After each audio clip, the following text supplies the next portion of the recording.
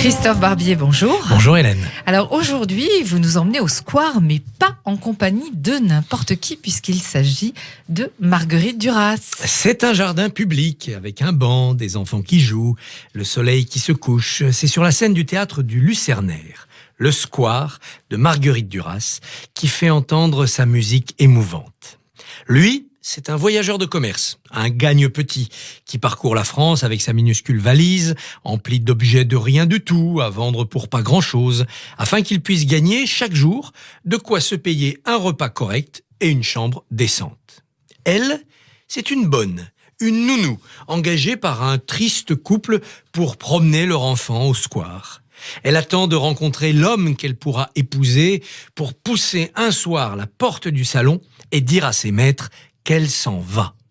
C'est pourquoi, tous les samedis, elle va au bal, espérant y rencontrer le partenaire qui lui permettra de changer de vie. Lui a atteint un certain âge. La vie lui a apporté des déceptions et des moments de joie. Elle lui a donné une grande humilité et un rien de fatalité. Désormais, il cherche une certaine idée du bonheur dans une errance horizontale. Elle, au contraire, elle attend à 20 ans une certaine idée, et même une idée certaine du bonheur, dans une ascension verticale, une ambition, des rêves. Lui ne cesse de dire qu'il fait comme tout le monde. Elle ne cesse de répéter qu'elle s'étonne d'en être encore là. Pour expliquer son destin si modeste, il dit « Oh, je n'avais de disposition particulière pour aucun métier, ni pour une existence quelconque. » Pour expliquer son appétit et sa volonté d'ascension sociale, elle affirme « Rien n'est commencé pour moi, à part que je suis en vie. » Âge, sexe, philosophie de l'existence, tous les opposent en réalité, hormis leur condition sociale. Et bien sûr, le fait que leurs chemins respectifs les ont menés dans le même square, en cette même fin d'après-midi, dans cette même ville alanguie. Courtois, presque réservé, timide, presque farouche, il mène une conversation impressionniste, où chacun veille à pratiquer un français correct, châtié même, presque littéraire. Les voici, philosophes sans le savoir, qui posent les termes d'une équation existentielle contemporaine. Peut-on changer de destin ? Peut-on rebattre les cartes ? Y a-t-il une seconde chance dans l'existence ? Lui a connu, certes, des moments d'extase, jadis, dans un jardin zoologique perché au-dessus de la mer. Il s'est alors senti comblé, heureux. Mais il reconnaît n'avoir cessé depuis de pourchasser en vain ce souvenir. Elle, volontaire et déterminée, compte bien ne pas laisser passer sa chance. Elle est dans la certitude que tout va changer pour elle bientôt.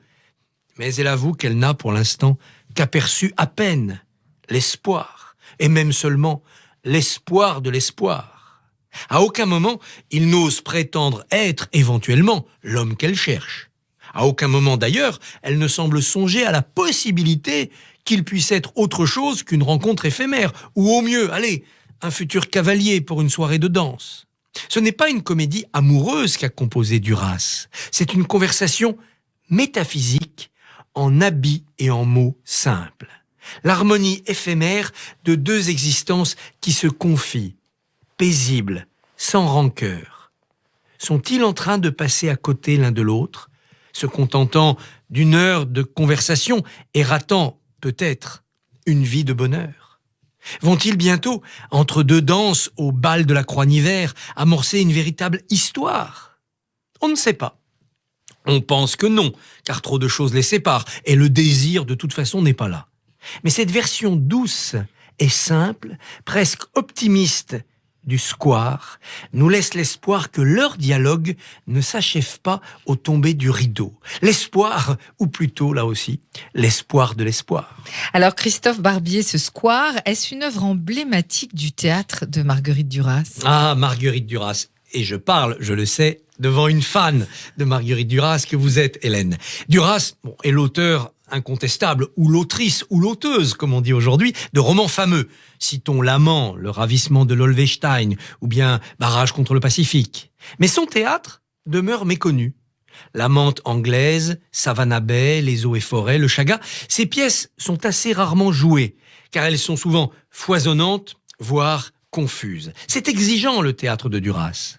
Chaque fois que Marguerite Duras exprime au théâtre une ambition littéraire démesurée, excessive, elle produit des ouvrages abscons et vite obsolètes, avec une langue inaccessible pour un spectateur lambda.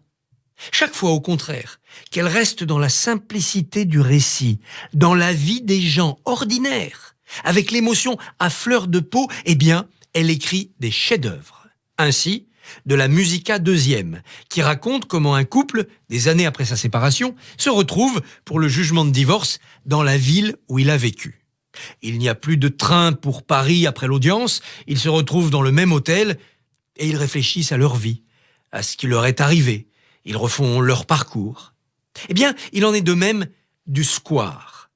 2 êtres humains, 2 destins, 2 petites vies, mais avec de grandes émotions derrière les mots. Et un grand talent pour les écrire au service de la vérité humaine. Le square est écrit en 1955, c'est-à-dire assez tôt dans la carrière de Duras. Nous sommes 5 ans avant Hiroshima, mon amour.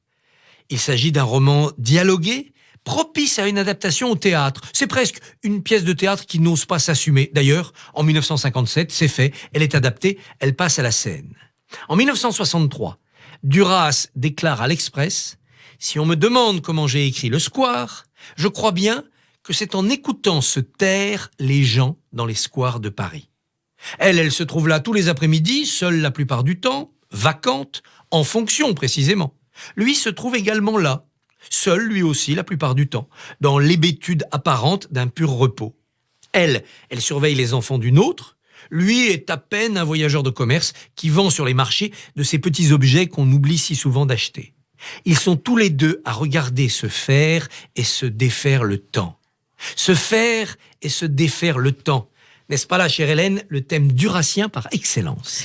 Et oui, Christophe Barbier. Alors, il y a les acteurs Dominique Pinon et Mélanie Bernier. Que dire du duo qui joue cette version du square? Ah, il y en a eu des duos. Alors, il y a quelques années, Jeanne Balibar et Simon Heine donnèrent au théâtre du Vieux Colombier, donc à la Comédie Française, une version très poétique, presque onirique du square. J'y étais, je m'en souviens. Le banc où ils échangeaient leurs confidences s'envolait au bout d'une grue et planait dans la pénombre qui gagnait lentement le jardin public, la scène, la salle et l'esprit du public. C'était un moment assez magique. Clotilde Mollet et Hervé Pierre ont aussi prêté leur maladresse touchante au personnage. Dans les années 60, Edith Scobb a joué le rôle aussi de cette jeune femme. Ici, tout est plus simple, naturel, contemporain. Au Lucernaire, il y a un rectangle de gravier, 6 chaises de jardin, un banc de bois usé et limé qui hésite d'ailleurs entre le blanc et le gris. Et donc, ce duo, Dominique Pinon et Mélanie Bernier. Alors Dominique Pinon, on le connaît bien et comme toujours, il est parfait de simplicité et de justesse. Il dépeint en souriant l'existence sans importance de ce voyageur de commerce. Pinon, qui fut un chat fringant dans l'été de Romain Weingarten il y a quelques décennies, est devenu ici un vieux matou attendrissant. La modestie est son royaume, comme il le prouva déjà dans L'hiver sous la table de Roland Topor avec Isabelle Carré. Déjà l'histoire d'un être modeste, d'un être humble, simple. C'était un migrant qui vivait sous la table de la cuisine d'une jeune femme. Ne pas se faire remarquer pour être remarquable. Telle est la marque de Dominique Pinon. Cette fois, ni été ni hiver dans le square, mais plutôt l'entre-saison. Un printemps timide qui n'ose pas aller plus loin que la tiédeur.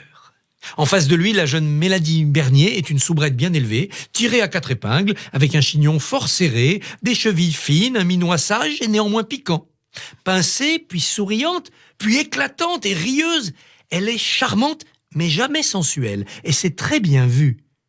Il ne s'agit pas de séduire, et l'on comprend pourquoi tous les samedis, au bal de la Croix-Nivert, les hommes aiment danser avec elle sans qu'aucun d'eux ne songe jamais à lui proposer le mariage. Il y a de l'institutrice derrière cette bonne, voire de la religieuse, et un vrai brin de comédienne derrière cette frêle silhouette, bien dirigée par Bertrand Marcos. Mélanie Bernier, une véritable découverte au théâtre. Alors voici 2 acteurs subtils qui composent un tableau impressionniste, jouant chacun d'un pinceau léger, pour ne jamais évincer l'autre, ne jamais prendre toute la place, toute la lumière sur la scène.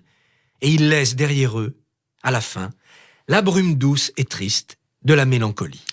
Merci Christophe Barbier. Alors, C'est au théâtre du Lucernaire. Voilà. Du théâtre Lucernaire jusqu'au 8 novembre. Dépêchez-vous. Allez, à la semaine prochaine. À bientôt. Au revoir.